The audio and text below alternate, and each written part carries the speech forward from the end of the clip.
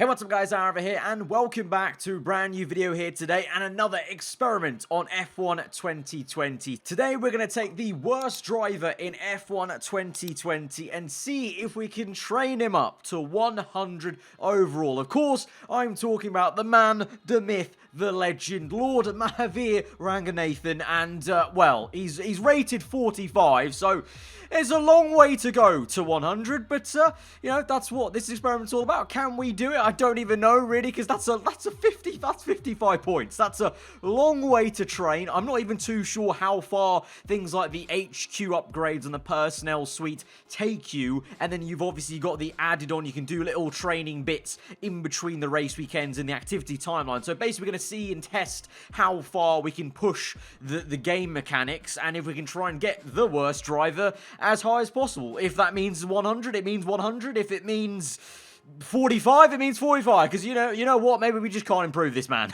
But I think it says quite a lot when you've got all the other drivers available, you know, Ilott 62, King 65, I think, you know, Schumacher was like, what, 68 or something like that? We got Aitken to 71, and, you know, that's a whopping still like 20-ish ahead of Lord Mahavir, and obviously at the time when we started my team, we thought that rating was pretty low, let alone rated to 45. So this is going to be quite a task, but I'm here for the challenge, so let's get going. And first and foremost, Will Buxton obviously asking us at the start of our My Team career mode here, because of course we have to do it in the My Team context of things with the experiment. He's asking me about my teammate. You know, in line with what we're trying to do with this experiment, we're going to answer it, you know, very truthfully here. On the left-hand side, I see potential, you know, I see a diamond that we can polish, you know, from this very, very dirty rock. You know, if we look deep down, there might be a 100 overall inside the exterior of this 45 rated driver. So, of course, like I said, a big way of training him up is going to be upgrading the HQ facilities on the personnel. So we'll go ahead and purchase Tier 1 on everything. So the simulator, fitness center, analyst suite, boosting pretty much every single stat. So this is a natural improvement that we'll get once these come in, and that's on top of then what we can do with activities timeline on top of that. But this is a pretty good boost, because we've seen it in my actual regular My Team career mode when I purchased it for the first time. At the time, we had Jack Aitken as a teammate, and you got boosted straight away. And then, obviously, when we signed Sainz, you know, he went from, what was it, I think 81 all the way up to like 89, crossing into 90 straight away with just one tier of upgrade. So straight away, I think we should be able to get him to over 50, I would say, once those upgrades come in. And also, you can see we're going to do the driver training camp for 5 days. Unfortunately, that's the only available option here in the pre-season portion of My Team that you can train your driver. The rest of it is all just to do with cash, the team, and kind of acclaim. Nothing to do really the driver stats. Apart from there, the driver training camp, plus 3 attributes on everything: experience, racecraft, awareness, and pace. So that's going to be also on top of the boost we're going to get with these HQ upgrades. So as we swing through the activity timeline, we're going to get those upgrades in on the HQ. And as we now cross over to the corporate tab of the menu to see what our driver is now rated, we've got 53 ratings. So 1 tier of HQ upgrades, and also the driver training camp, and that's boosted by 8 overall. You can see also individually his stats have gone up by a few different amounts on the experience, racecraft, awareness, and pace. So experience is still very, very low, 27 there. And obviously overall rating, you know, we're now over halfway there to level 100, but that was the first tier. So it was actually a little bit less than what I was maybe thinking. I was maybe hoping that the first tier, you know, for a 45 rated driver, you know, because obviously you would like to think maybe that there's that kind of, you know, potential of, you know, diminished returns. So like, he's such a bad driver to start off with that there's more for him to gain with the HQ upgrades compared to maybe a driver like Sainz or in the midfield. But it seems like it's the same exact amount of just like, you know, plus 5, I think, because it makes sense. 45, you know, plus 5 on for the, you know, the HQ upgrade, and then plus 3, I guess, because it's plus 3 in every stat, so you'd say that's plus 3 overall, adding on to 53. So I think that's how it's going to work. So I don't know, maybe, you know, maybe the second tier might be a little bit more, might be like, you know, 6 overall added on. If it's going to be 5 again, then if we kind of in theory do 2 more tiers of upgrades, that might only be up to, well, 58 and then like 63, 64. So we're going to be kind of nowhere near 100, but we're going to plow on and continue to upgrade that and basically see and kind of put that to the test. We're going to upgrade it to tier 2 now. So at the moment, you don't see any kind of visual difference here, but you'll see as we go on through the activity timeline, we get those upgrades coming in. Visually now, you can see in the kind of Vista background there, the whole thing's changed. And now no longer looks like our driver's just driving with a Logitech G29 or something on like a TV. It's now actually a 3 monitor setup, a bit more of a simulator style sort of, you know, wheel setup and whatnot. And I'm yet to actually see the top tier version of the personnel suite. So that'll also be something quite intriguing for me also, just to see that kind of animation with the full-blown simulator. And so to that effect, we will buy the final and third tier of upgrades on the simulator, fitness center, and analyst suite. Before we get to those being installed, we're going to go ahead and just quickly check and update you on the progress here, and it seems like it is just another 5. So it looks like every tier of the personnel is kind of a bog standard 5 overall on every driver. I'm assuming it's going to be every driver, because if it's happening to the worst driver, I would say it'd be the same thing for every single driver. So it's just +5 on the overall, +5 on the stats. You can see we're now +13 on everything. Although, to be fair, his experience, it says +13. I've actually noticed his experience has actually stayed at 27 there, I think it is. So once again, when we did that experiment with the bankruptcy, you can kind of see the game in a way, it kind of fudges the numbers a little bit, and just, it doesn't, if you look deep enough, it doesn't make sense maybe, but overall, he's obviously boosted by 5 to level 58 now, so we're near to 60. So we're almost near to where like Calamilot was as a bog standard driver after 2 whole tiers of personnel. So something tells me I don't think we're going to get towards 100, nowhere near, but we continue on, we move, and we go on towards this running Grand Prix. We're going to go ahead and simulate the session just to see where we stand, really. So our simulator driver got P12, that's where the car is, and Mahavir is down in P21. So he's still pretty bad. Obviously, the car's not great because simulated our driver got P12 as well. But obviously, to be that far off where our driver is in the simulation times, not great, but to be expected. Obviously, at this stage, he's still pretty much one of the worst drivers in the game available, like, if you compare it to all the F2 drivers. But we keep on moving on then through the calendar, and now looking towards the next Grand Prix, actually, because the Tier 3 upgrades for the personnel were going to take a little bit longer than actually the next race weekend. So we've got this little intermediate phase where we just do some reaction training, so I'll add +1 only on the awareness. That's the only kind of annoying thing, really, is you can get that big boost on the activity timeline for the driver training at the start of the season,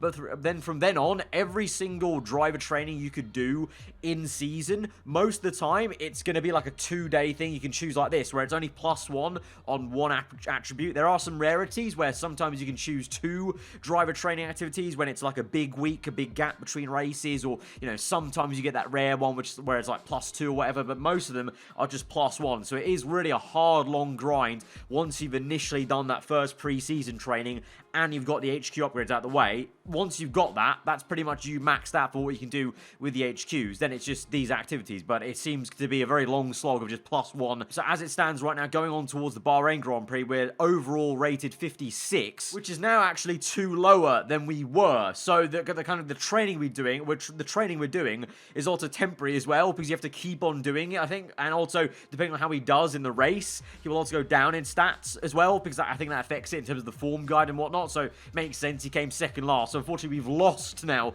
2 whole ratings, which is massive for him. Like 2 is huge compared to like 45, compared to like a driver who's got like 81 rated. So really didn't need to lose those 2 ratings, but he's not done himself any favors in that simulated race. But we go on again. Bahrain, it seems like our car is getting slower compared to the others, because we go simulated down to P13, and he is now in last place. So we might get affected again by like 1 more stat going down, which is brilliant. So basically the game's pushing him back down the order. But eventually we go through to the next cycle of activity timeline. We choose another set of G-Force training, but crucially in this week now, the final tier of HQ upgrades will come in. So level tier 3. Before we get those upgrades in, on this page, he is overall 56. Let's see now with the tier 3 upgrades. Of course, we're going to finally now see that awesome vista in the back around the full-on simulator like most of the actual real F1 teams have, where you have all the kind of data on the left and right, and then you have a full motion rate, which looks pretty damn sick, to be fair. But how much is it going to boost Mahavir? How important is it going to be? It was 5 before. I have a feeling it'll just be 5. So if we were 56, we're going to go to 61. Then, in theory, I think it literally is just going to be that. And so we're going to move on, flick through, and I was correct. It is 61. And his experience is +15, but it's still 27, so that's a bit sus. Again, pointing out that it's just a bit of a bodge job with those numbers. They don't exactly line up. I think also this was something that was kind of apparent with my team career mode, because the overall science had at some points of the season did not match up to his stats at all in terms of, you know, the boosted stats he's getting on the right hand side, the kind of plus number. It doesn't really add up all the time, and it doesn't here. But yeah, we boosted by 5 overall to 61. But this is where it starts to get a little bit tricky, because we go on and continue now, because we've done every HQ upgrade. So we can't do any more on the HQ to boost him. All we can do now is the in-season, in-between races activities of doing, training for G-Force training, reaction training, whatnot, whatever it comes up with. Those are the things we can do. So we continue to plow on and do those upgrades, bit by bit, adding +1. And at the moment, it's not really doing much. We're staying at 61. We go through to the next Grand Prix, and he's still coming in last place. So he's not really doing any better. Also, to be fair, I also know the car's getting worse in this career mode save of ours, because of course I'm focusing on just the driver, so we're not improving the car, so the car's getting worse. So that's also maybe something that would affect him a little bit, but not that much, as we continue to train him on. He's not going any lower now than 61, but he's also not going higher. We're literally just staying on 61. Literally, another race goes by, he's at the back again, we train him up again, another activity timeline, he's still 61. I will say the experience finally went up to like 28 there after Monaco, so at least that was one thing, that it got boosted by 1 for that week at least in the calendar. And then actually I got a small little breakthrough after 3 races in a row of getting stuck at 61. We did some weight training just before the Canadian Grand Prix, and we got him to level 62. So, one more, that's a lot to shout about for him. One more, so we have now officially got him equalized overall as, like I said, Calamilo or, just many of the F2 drivers at the start there, basically, that we can choose from, like Carrera and all them lot. So we're at 62, and I was like, okay, cool, making some progress. Maybe it just takes that long. Maybe it takes 3 races to get him +1 overall. Maybe it's just that long of a grind. So I might be sat here for many, many seasons to get him up to, like, anywhere near 100 overall. We continue on. Canadian GP comes and goes. We're back down to 61.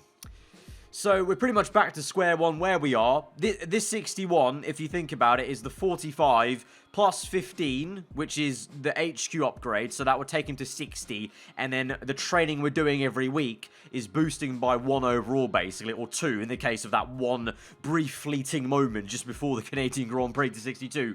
But I then continue to do it for a few more races, and it just wouldn't budge. It's still 61. It goes up to 62 sometimes, and it goes back to 61. So, in conclusion, for this experiment today, as I say, sometimes with these experiments, it doesn't go right. Just like in real life with science and experiments, sometimes you just don't get the answer you want. And so, the answer is, can you train the worst driver up to 100 overall? The answer is no, it's not. It looks like there are legit max potentials for these drivers, which makes sense, because if you look at a game like FIFA, they have the same sort of system. You can't really train, absolute horrendous football players way up to 100 potential, which makes sense, because obviously in real life, it's the same thing. And if someone is starting off at such a lower level, no matter how much training you give, maybe just doesn't have the, natural ability to become one of the best footballers in the world, or in our case, the best driver in the world. So it's the same sort of thing, F3 drivers, F2 drivers out there right now in real life, some of them,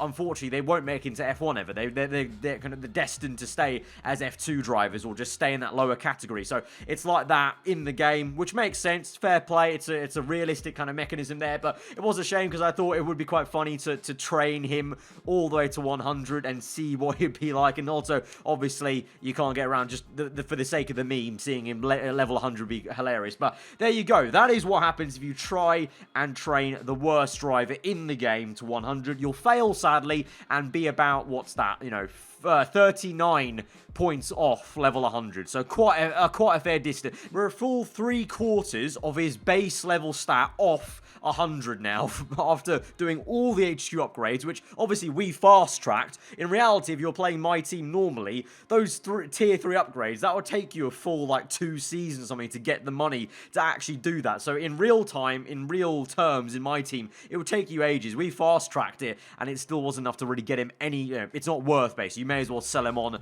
and just choose, a Calamile or, Jack Aiken or whatever, and then train them up a little bit, and instantly you have a better driver. But that was the experiment then today. If you guys did enjoy it nonetheless, then be sure to hit that like button. Let me know what you thought in the comments below. If you are new around here, then do get subscribed for weekly Formula 1 content. I've been Arthur. I hope you guys enjoy today. I'll see you guys next time. Goodbye.